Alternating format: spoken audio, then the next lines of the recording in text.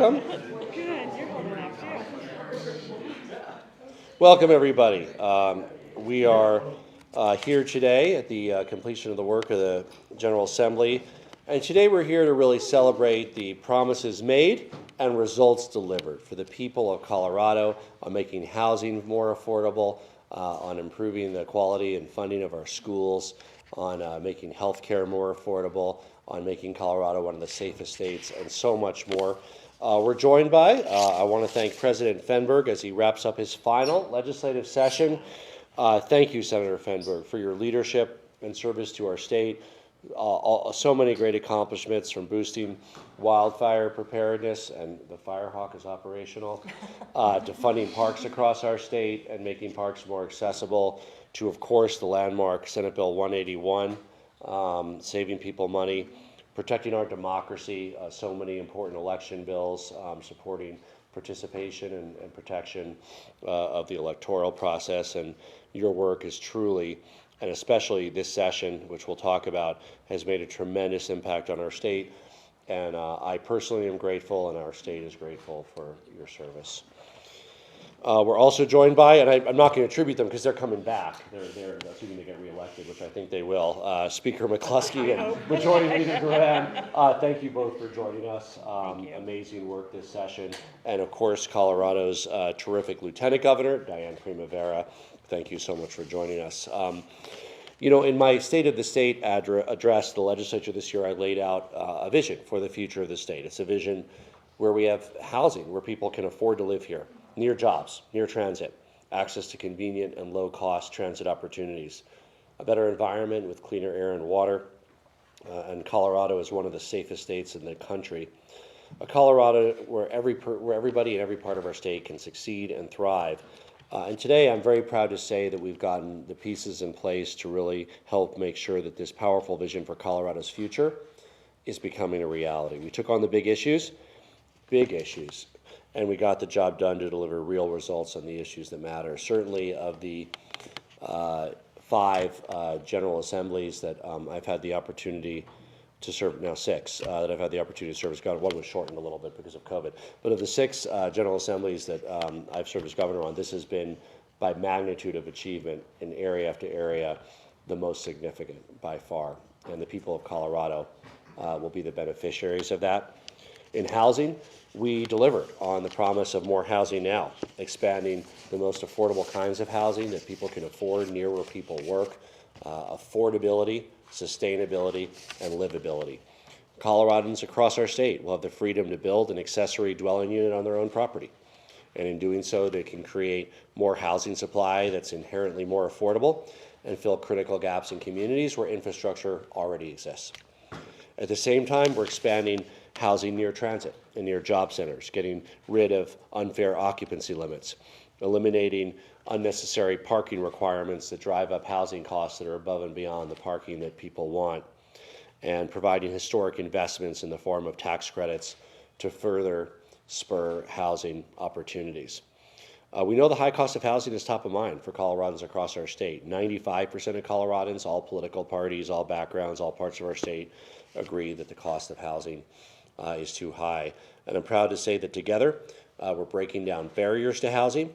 I want to thank the legislators for heeding the call to deliver more housing now for Coloradans in a way that improves livability across our state. And when it comes to housing, we made a promise and we're delivering real results. Housing and transit, of course, go hand in hand. If you're going to have transit-oriented housing in communities, you have to fulfill the promise of transit. And as we expand access to housing, thanks to the bold work this session, we're delivering on the promise, thanks to Senator Fenberg's leadership, of Front Range passenger rail, including the long overdue Northern Corridor, and making the vision of transit-oriented and connected communities a reality, including record transit funding for transit across our state to make sure that we can make the transit-oriented housing in communities that are being built even more livable, more convenient, more low cost, with the state investment in convenience, and also with dividends and less traffic for everybody and cleaner air quality. If this General Assembly's accomplishments only were in education alone, it would have been a tremendous session, because this has been the most productive session on improving educational opportunity for all Coloradans in the 6 years that I've served as governor. We're fully funding our schools for the first time in 14 years. Yes. And that's about 17,000. I don't expect the press to clap. I know you guys have to keep your poker face.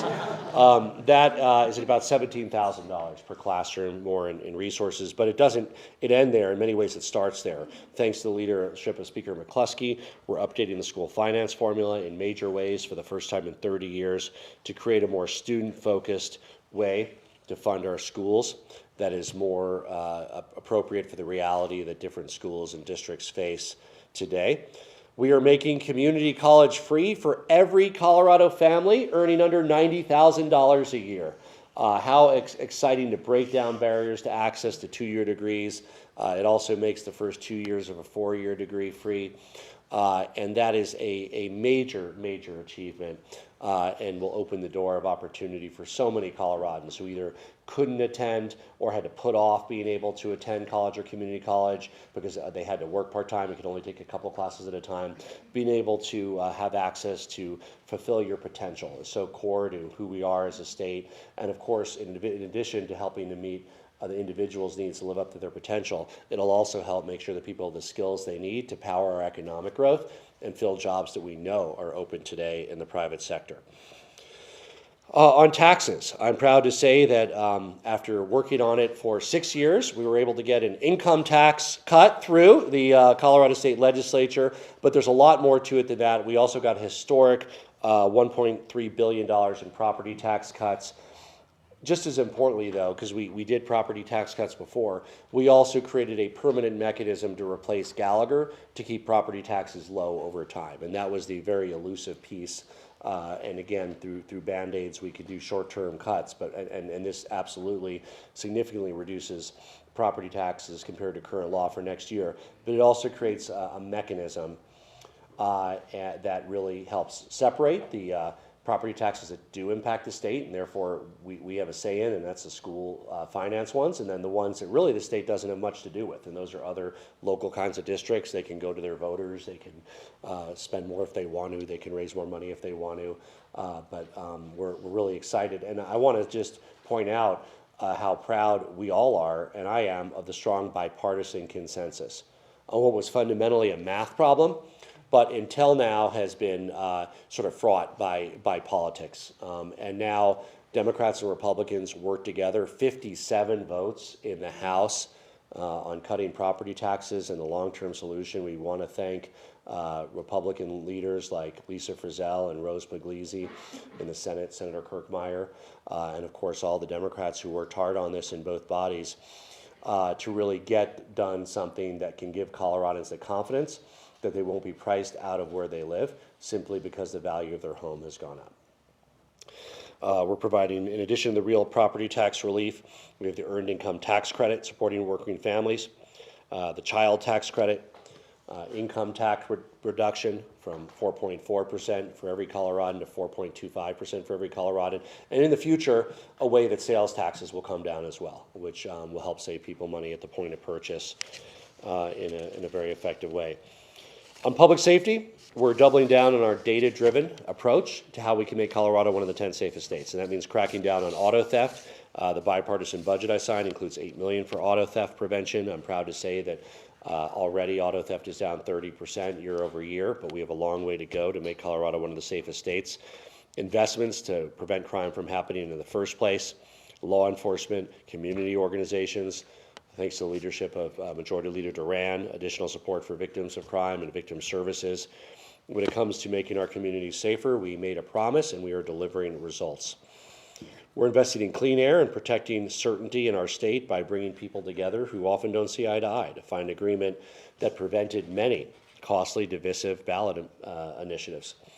In particular, with regards to air quality, we're tackling the issues that matter most, reducing pollution, and investing in low-emission transit options that make life in Colorado more convenient and more affordable. This session, we've truly laid the foundation for a future of Colorado that we can all be proud of as we approach our 150th birthday. A future with more and smart and affordable growth, with better transit, with economy-wide solutions to protect our air quality, reduce ozone, lower taxes, and more. And we've done it by working together, taking big, bold action to deliver what we've known to be possible all along, a strong, safe, affordable future for every Coloradan in a Colorado for all. Thank you, and I'm proud to turn it over to Senator Fenberg.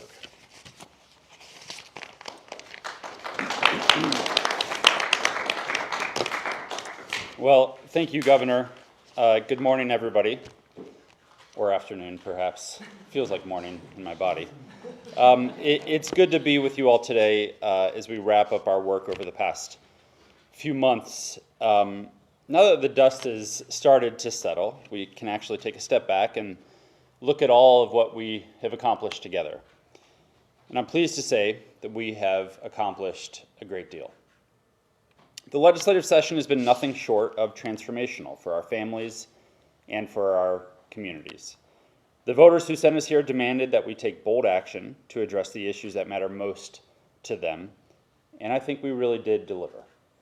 This session is, of course, my last as Senate President, and as I reflect on my time here, it's hard not to feel a little bit emotional, a little bit nostalgic, a little bit bittersweet, perhaps. When I first started 8 years ago, I wasn't married. I didn't have children. I had thicker and browner hair. And a lot has changed. My family and my community have given me perspective on what it means to have accomplished everything that we have. The achievements I'm most proud of, perhaps, are the ones that I think will benefit my family and my community the most, especially our work to protect the environment that they're all going to live in and my children are going to grow up in. It's part of our ongoing commitment to reduce congestion on our roads, cut emissions, and deliver reliable, efficient transportation options. We passed Senate Bill 184, which creates a dedicated revenue stream of over $50 million a year to leverage millions of dollars in federal funding to build passenger train service for Coloradans all over our state. This bill puts Colorado on track to deliver a modern, convenient passenger rail system from Pueblo to Fort Collins, Denver to Steamboat, Craig, and Hayden, and many cities in between. I'm excited to watch as it comes to fruition over the years to come. Meanwhile, to further our commitment to improving Colorado's public transit system and air quality, we passed Senate Bill 230, which puts modest fees on oil and gas produced in Colorado. The revenue from these fees will go towards transit projects and preserving lands affected by oil and gas production around our state. We also passed Senate Bill 229 to curb the oil and gas industry's emissions by setting stricter emission reduction standards, holding heavy polluters accountable, and increasing investments to cap abandoned wells. We finished strong with a comprehensive package of energy bills that will help Colorado meet our bold electrification and decarbonization goals.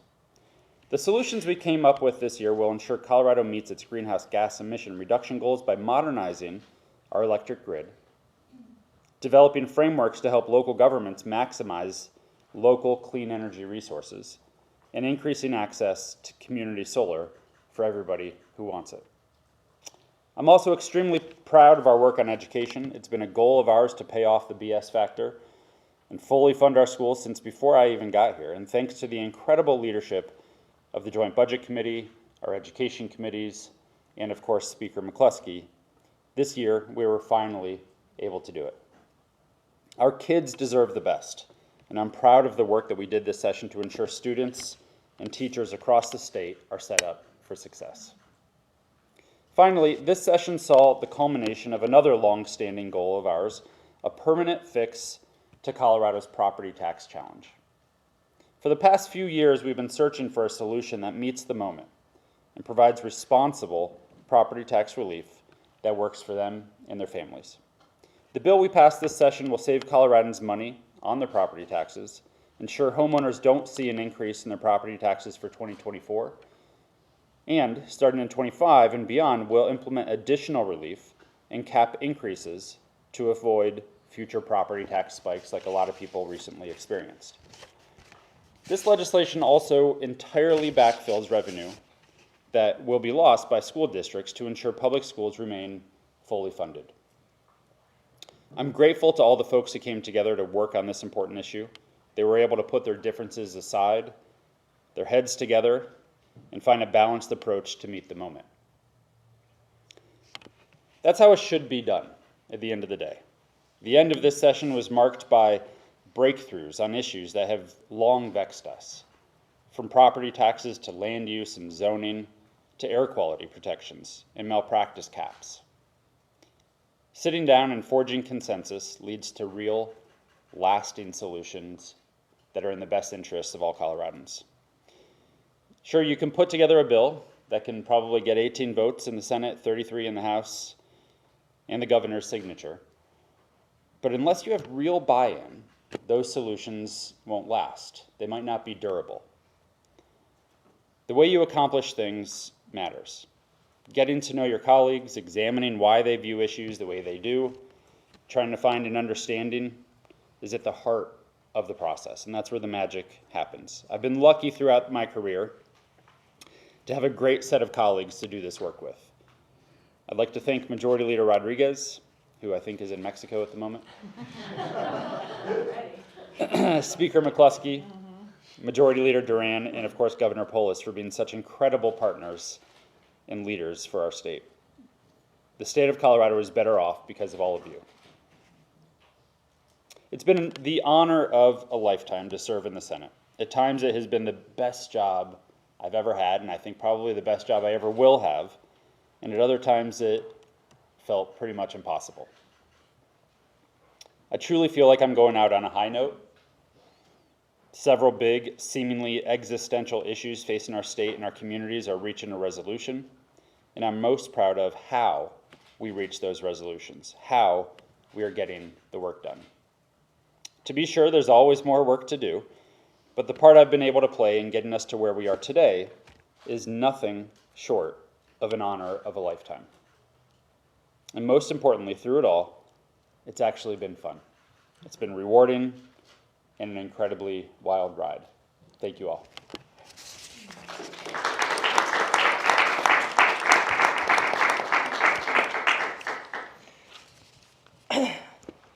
Wow. I stand here humbled by the partners that have brought us here today, the leaders that I am so proud to call colleagues. To our governor for his tireless drive and partnership in our work. To my fearless majority leader, who has led with such tenacity and determination. And to you, President Fenberg, my deep appreciation for both your leadership, your mentorship, your partnership in delivering on the promises we made to Coloradans. Whether it's housing, affordability, transit, water, education, and all of the other fascinating, important policy issues we entertained, this was a breakthrough session for Colorado. In my opening day speech, I made commitments to the people of this state, commitments on the work that we were going to accomplish this year. I said we'd pass legislation to prevent evictions except for cause, and that we would allow local governments to preserve existing affordable housing stock. I said we'd legalize ADUs and promote housing near transit. I said we'd pass landmark legislation on racial equity. I said we'd work to improve our air and water quality. I said that we would pass gun violence measures to keep our communities safe. And nearest to my heart, I said we'd pass the budget stabilization factor, eliminating it, and create a student-centered, equitable school finance formula to drive equity into how we fund our schools and provide more resources to those kids in greatest need. And we accomplished all of those goals. This truly was a breakthrough session for our great state. Because of our work, the future is brighter, especially for our children and families. We increased tax credits for hardworking Coloradans and families with children, putting hundreds of millions back into the pockets of the people feeling the brunt of the high cost of living in this state. These tax credits will cut childhood poverty by more than 40%. The laws we pass this session will set up our students to thrive at every step in their education journey by investing in early childhood through their careers. This year, we increased funding for public schools, the highest it's been in decades. We worked to do that so that we could reduce class sizes, ensure our educators are well paid, and making sure that every school has the curriculum, the materials, the people they need to achieve student success. As many of you know, I worked in public schools, Summit County Public Schools, before coming here. And education has been at the heart of my policy career. For more than a decade, solutions have been elusive on one intractable problem, and that has been, how do we drive more equity into our schools? Until this year, we had not made meaningful changes on Colorado's public school funding formula for more than 30 years. It was antiquated, old, and not serving the students it needed to most. I'm so proud of the work that we did to make sure that at-risk students, English language learners, special education students, and those schools in rural settings get the resources they need to do this right. I'm very grateful to the Assistant Majority Leader, Jennifer Bacon, our Minority Leader, Paul Lundeen, and the many, many others that came together to deliver on this important promise. I also feel like the sleeper of the session may be that we have brought free college to this state. Somehow, right, in the midst of all of our work, we were not yelling and screaming about how exciting this is to ensure that we will have affordable college. We capped tuition increases, and now those earning $90,000 or less have a path forward for 2 years of free college. I am very grateful to Representatives Byrd and Taggart for their tireless efforts on those fronts. My other great love in this building and the voice that I bring from the Western Slope is a commitment to protecting our water resources.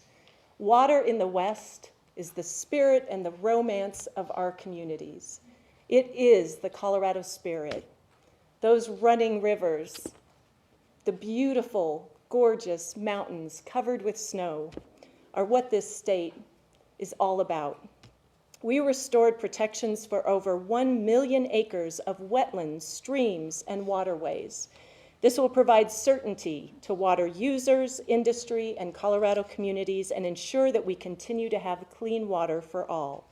We enacted bipartisan legislation from the Colorado River Drought Task Force, and voters in November will decide if additional dollars will continue to flow to Colorado's water plan or be returned to our casinos.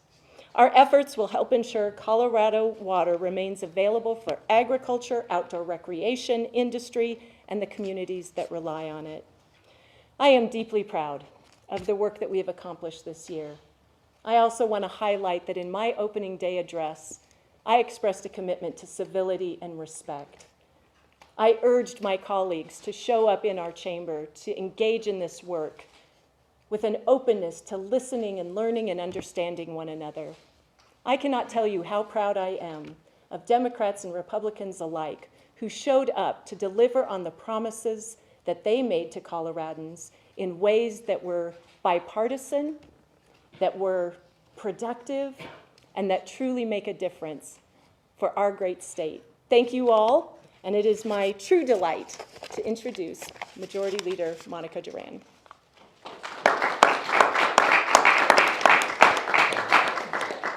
Thank you all for being here today. This is just so exciting. It's been just a great session, and Colorado Democrats delivered. That's what I'm the most excited about.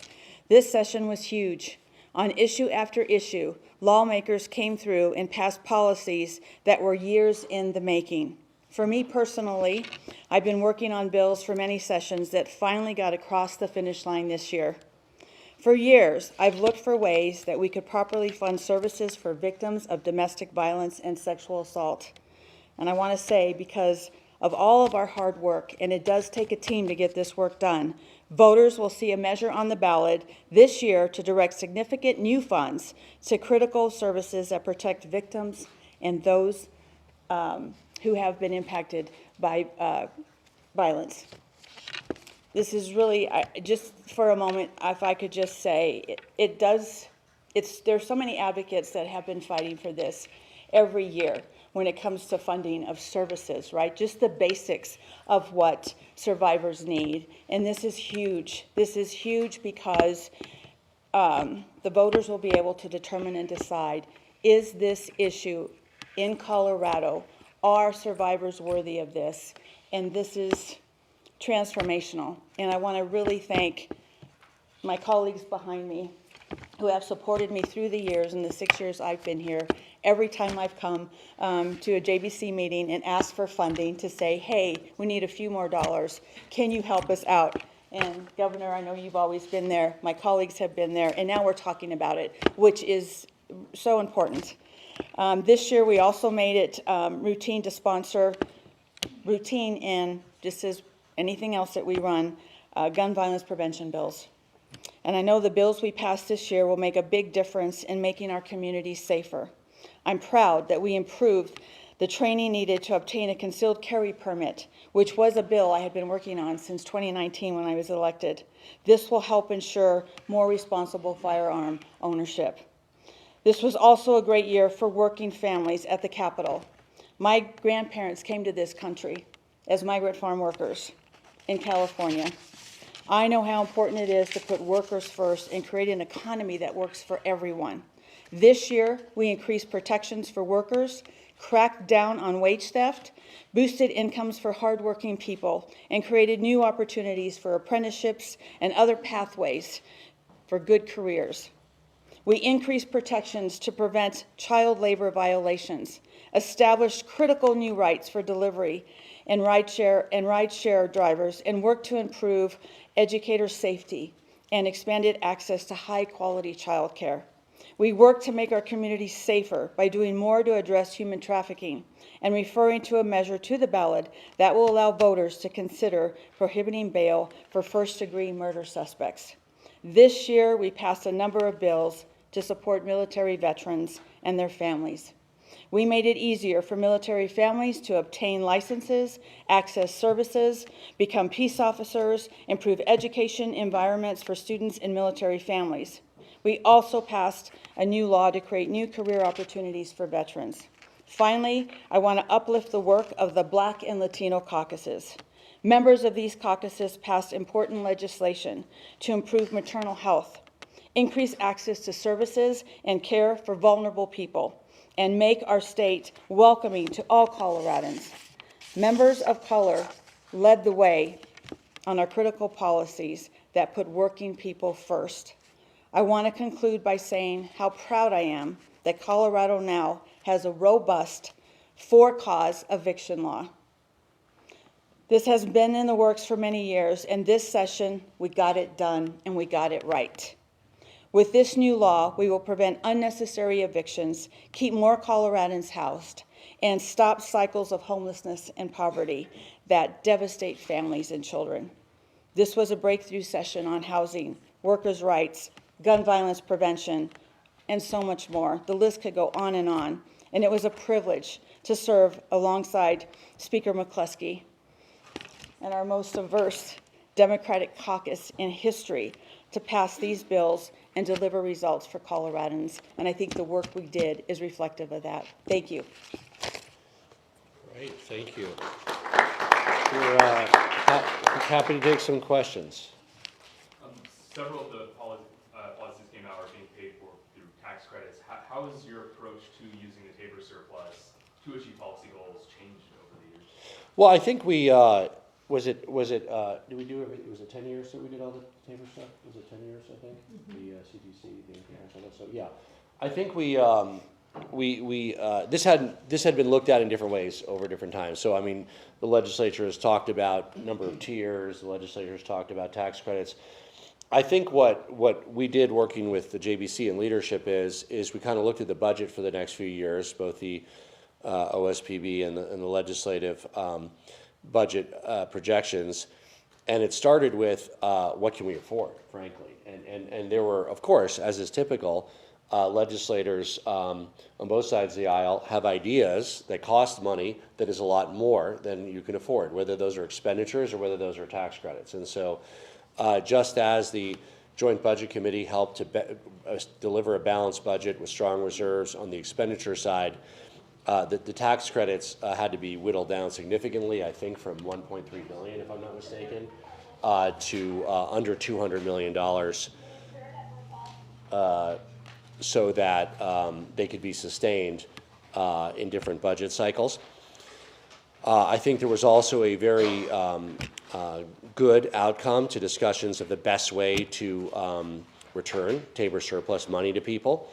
And I felt very strongly that there needed to be income tax cuts and ideally sales tax cuts. Those are both part of that as well. We've also been dealing, as you know, in the past with the IRS issue. They have not thus far taxed Tabor benefits, but we wanted to make sure that that discussion continued and the Tabor benefits were not taxed. We're also looked at refund mechanisms that depend on having a strong budget and surplus. And those would include things like senior homestead, now portable, will be portable, child tax credit, earned income tax credit, which has been part of these discussions. So I think this is a thoughtful way that every Coloradan will pay less, and that we can make sure that our work and our strong surplus can lead to additional growth and success in our state and help make life more affordable for Colorado families. Governor, on those housing affordability bills, when do you think Coloradans will start to feel the impact of those, and what more do you think needs to be done that maybe you weren't able to do? So a lot of this work that we talked about, the transit funding, transit-oriented development, ADUs, this is not the type of thing where you sign the bill and the next week you have, more buses and more housing.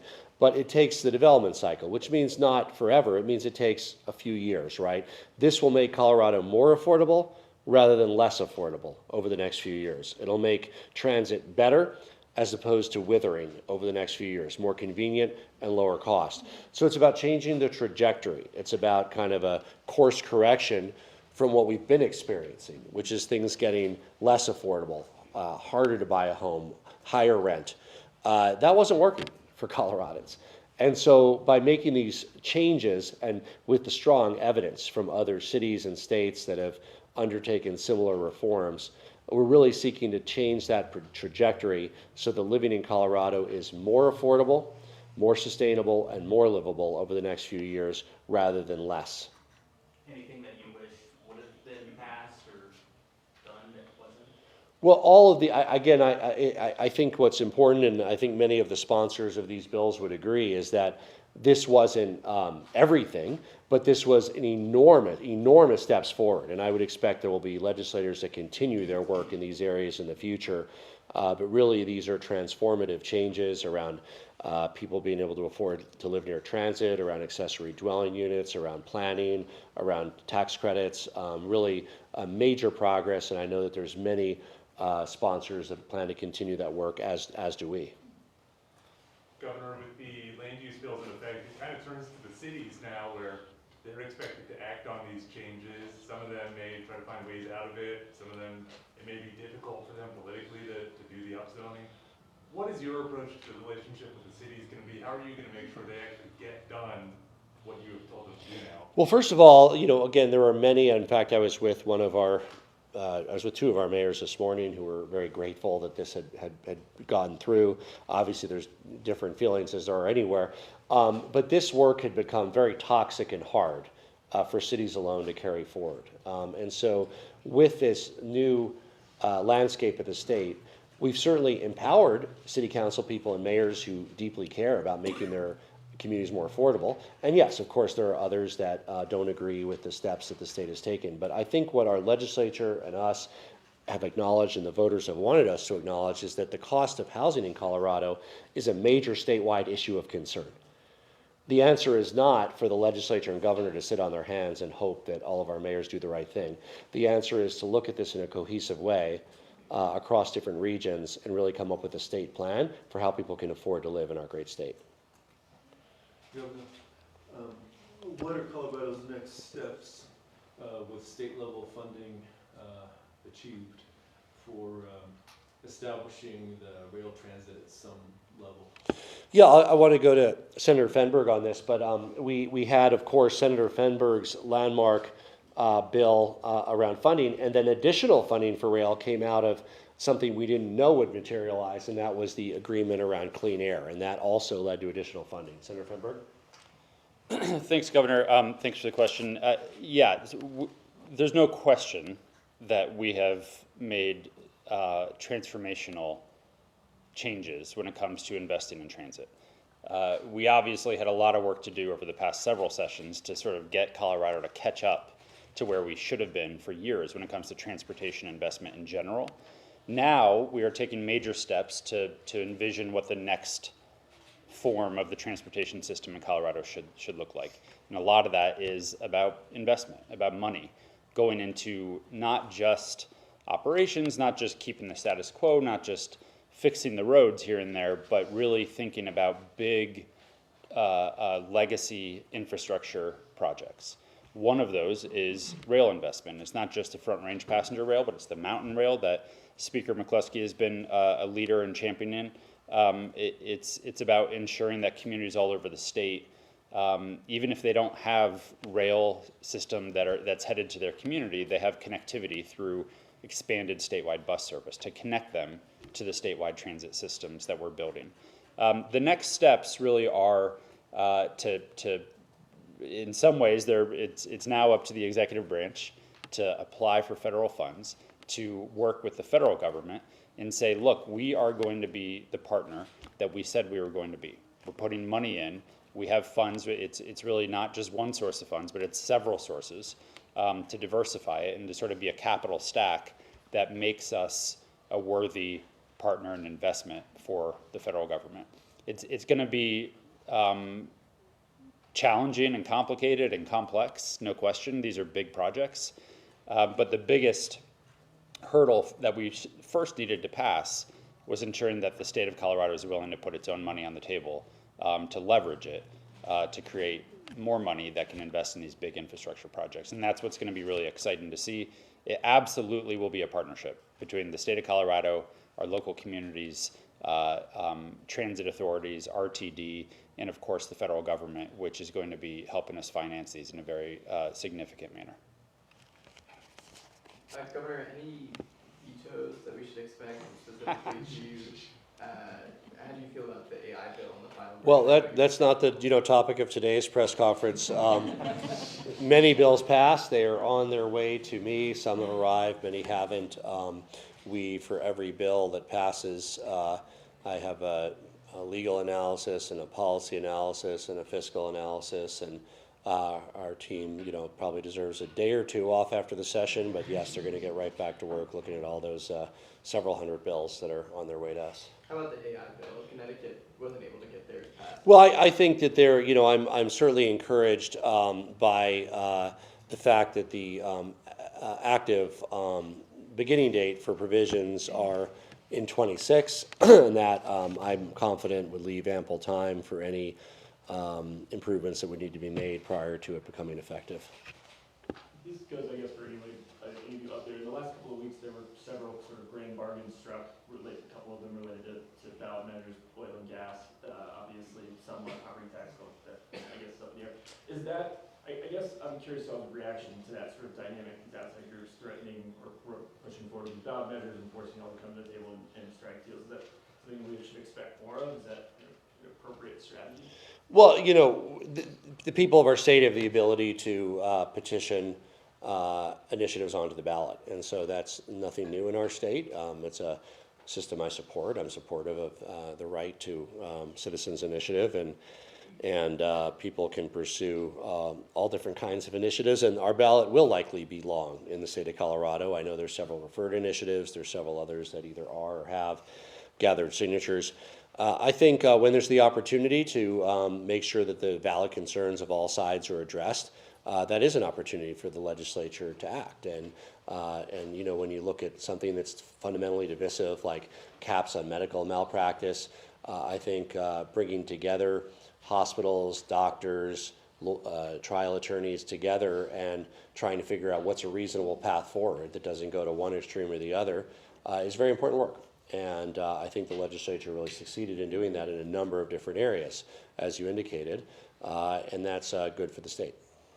Kent Theory has his election proposals that were coming up. We can see many transformational election bills sought. Did you guys try to make a deal on that at any point? You know, again, there's many initiatives that I don't know which ones will be on the ballot and which won't, because obviously so many go through the titling process, and then some collect signatures and some don't. And you know, once I look them over and read them, I'm usually happy to share how I personally vote, you know, a month or two before the election. But I'd say there's always interest in making our democracy work better. Senator Fenberg is a real leader in that.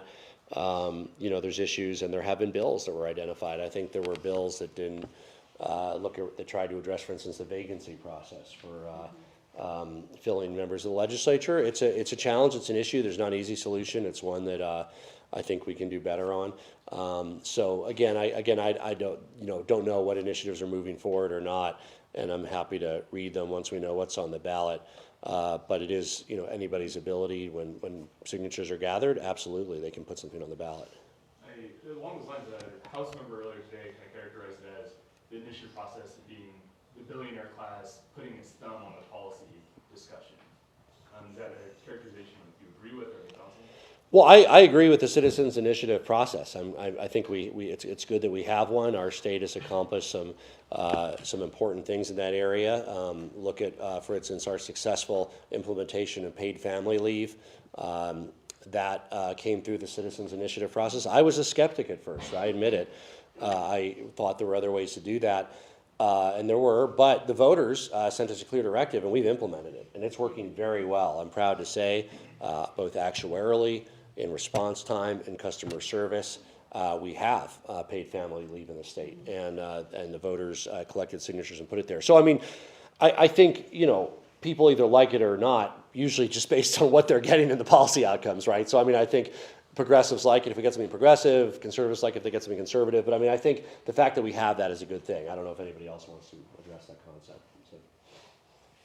I'll just say, I think Coloradans will be seeing one of the longest, if not actually the longest ballot in state history this fall. What does that mean? I think too soon to say. Is this the new normal, or is this an exceptional year for ballot measures? I'm not sure we know yet. There's no question the citizen initiative process is core to Colorado's history and Colorado's democracy. It's something that Colorado and many other Western states have embraced from the beginning. It's a fundamental right in our Constitution, so I completely agree with the governor that it's an important part of the process. It's important for accountability on us. It's important for new ideas to bubble up that might not be individual legislators' priorities, but they are popular, and it's a way to have citizens weigh in and help shape the state of Colorado. But with all of that said, there's no question the citizen initiative process is, I wouldn't say dominated, but very much influenced by special interests. But I think that's true of every avenue of impacting public policy and government. It's just a little bit different in the initiative process. But you don't have people filing literally 100 titles in one cycle without there being a question about if that's actually in the spirit of the citizen initiative process. But you know, I think largely speaking, it's working, and I think some folks use it as a way to pressure us to figure out deals or whatever. I think sometimes it's just genuine and authentic, and it's the right way to go to ask voters to have the final say on policy direction for the state. I don't think there's a fundamental problem. but I think it's something that plays a core part in Colorado, in the Colorado democratic process, and absolutely should continue. You all talked about this being a breakthrough session on a lot of issues. What do you think made the difference, strategy-wise? You know, were there some key moments that you thought we're going to do it differently this session? Just reflect on that. And I'm glad to take that question, Benta. Certainly for the House, looking at property tax as an example, last year we saw Republicans walk out of the chamber on a measure that they objected to.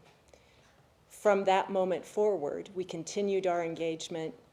Special session was yet another touch point where we came together, listened.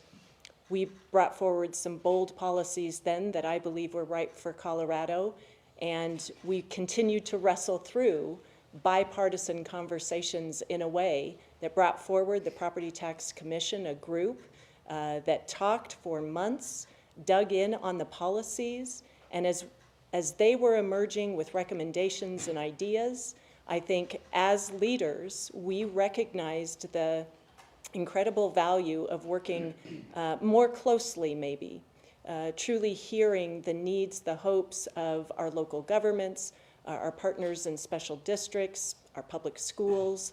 And as we came to the finish line, it was that very intentional, constant engagement with our Republican leaders that helped us deliver and come through with the right ultimate compromise, collaboration, consensus.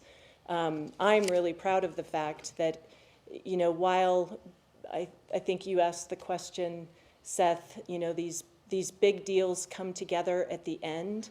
They aren't coming together after a month or two of work. This has been years. Think about property taxes pre the repeal of Gallagher. We were talking about the reform of property tax in the state for a decade or more. And as a part of that, it is that very deliberate and consistent commitment to keep working. When you hit that impasse, you run up against a boulder, a wall, you stop, you pivot, you listen some more, and you evolve. And I think certainly these leaders that you see before you here today were very committed to making sure that we did that in the right way.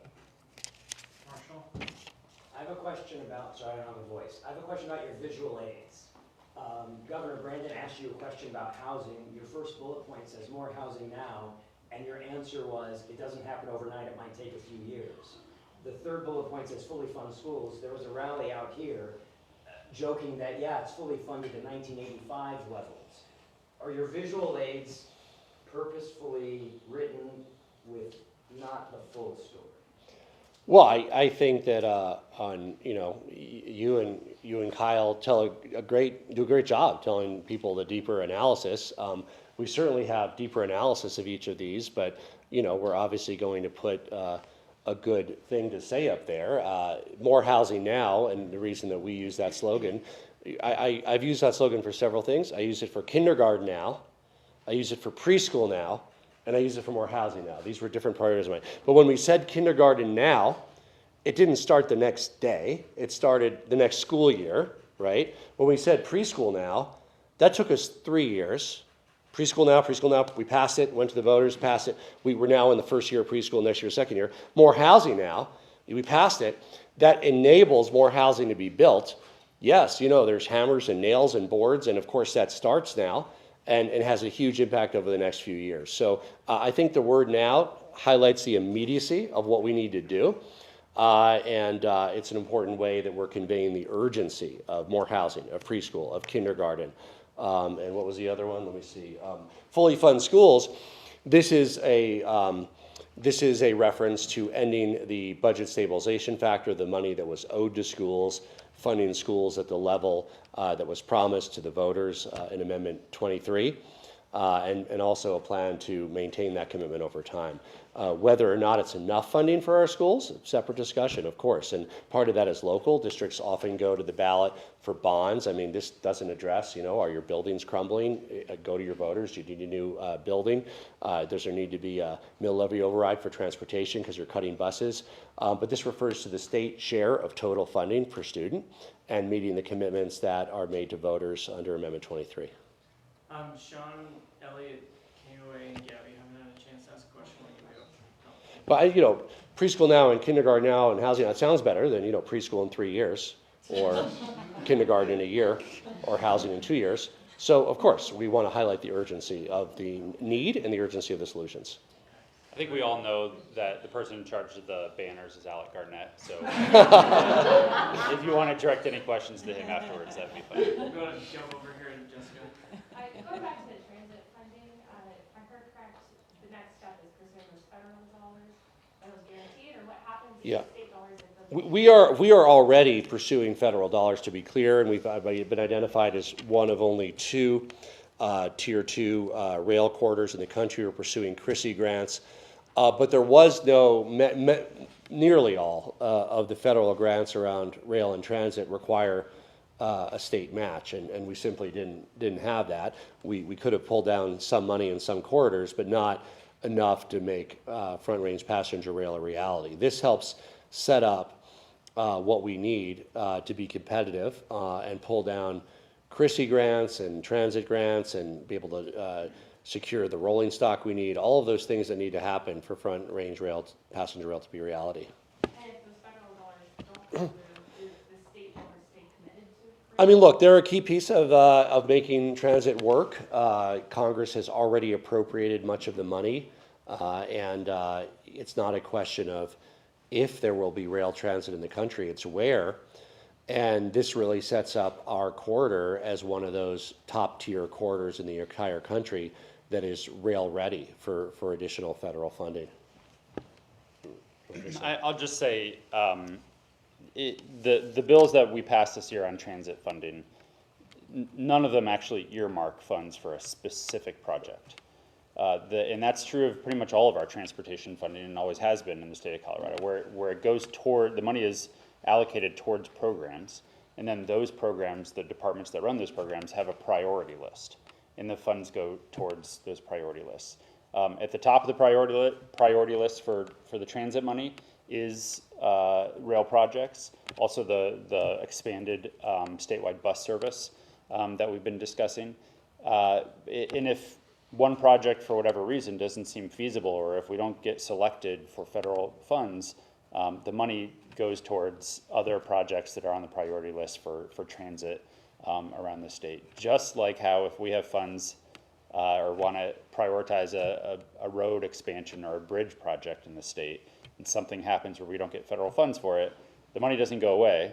It just means that we move on to a different project that's more feasible, would be a better use of taxpayer dollars and more efficient for the state of Colorado.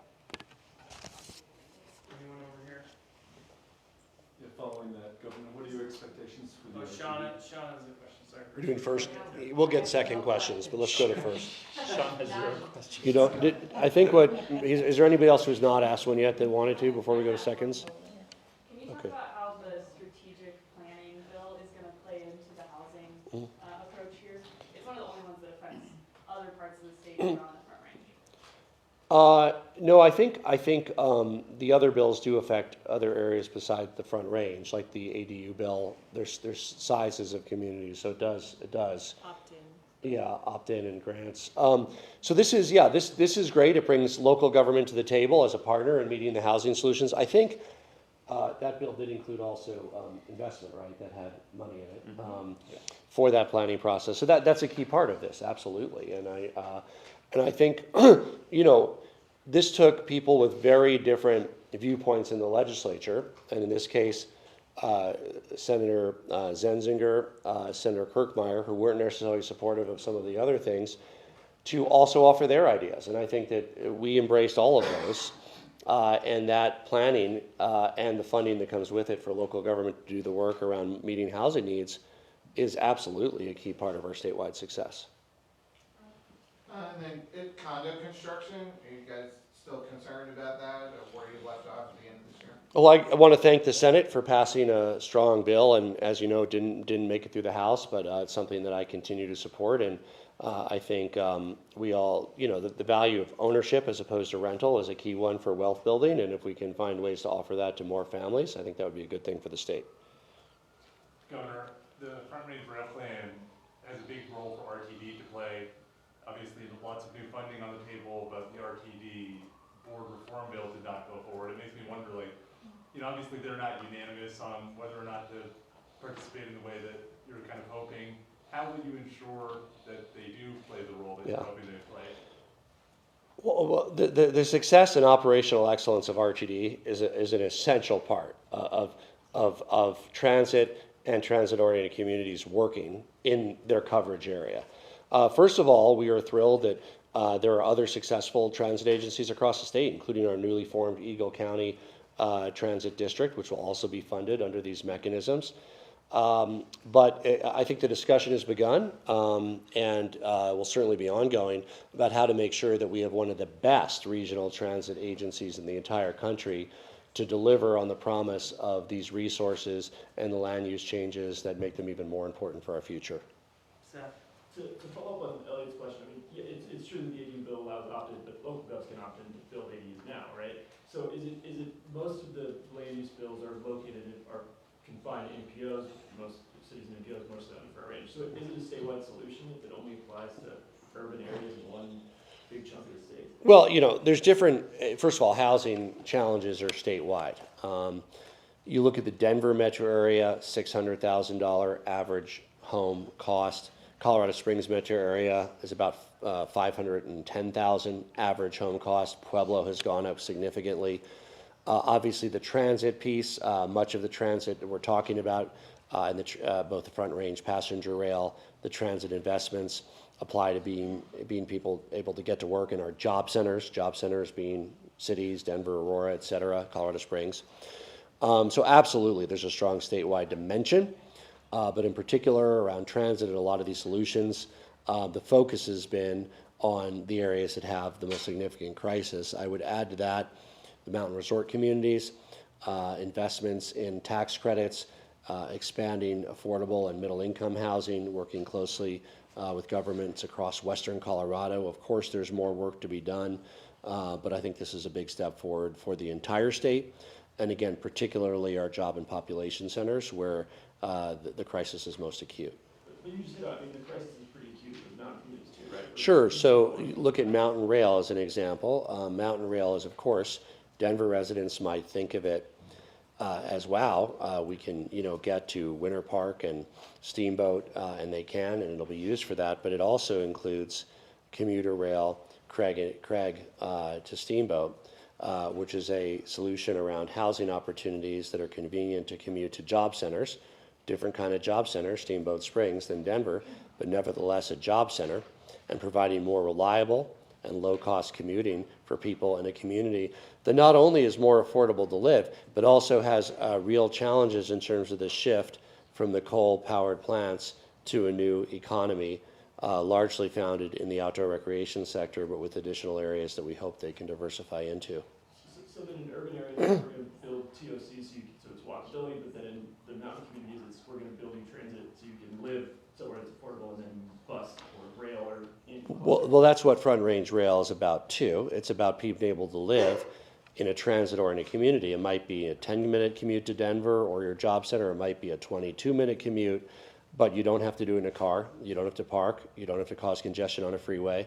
Low-cost, convenient, reliable passenger rail service to get to your job center and be able to live more affordably. So again, I think we all respect it's a very diverse state, and I don't know if Speaker McCluskey wants to talk about Summit County and some of her areas, but I think what we worked hard with the legislature on is tailoring solutions that work for different areas and finding something that, of course, can take a big step forward in our population centers, but is also meaningful for the rest of the state. Thank you, Governor. Thanks for the question, Seth. I do think that our very unique challenges require very unique solutions. And the way that TOCs came forward this year, more tailored to the specific challenges and dynamics of our urban settings. A transit-oriented community in a rural resort community does require transit. We don't have that in many of the rural resort communities, as an example, or the geography of trying to create density around transit hubs just isn't the same. They're different dynamics. It doesn't mean that we can't continue to work on these same policy approaches in years to come. I think the work on ADUs, similarly, even the parking requirement bill, right? We have very different challenges because of geography, size, location, and certainly access from the Front Range. Always happy to talk more about those. Thanks. That concludes our. Just one last piece on that. Again, I certainly view this as big first steps. We need more housing now and better transit across the state. Absolutely, including our mountain communities, including rural Colorado.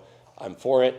I personally supported versions of the bills that would have included more communities, but I'm very happy that we were able to make the progress that we did. So I want to thank all of you for being here, and thanks for joining us with your questions regarding this legislative session and asking about what we did and didn't do, and appreciate your diligent work as a press corps. Thank you. Thanks, everybody. Thank you, thank you. That's it. Yeah, I know, I did support you.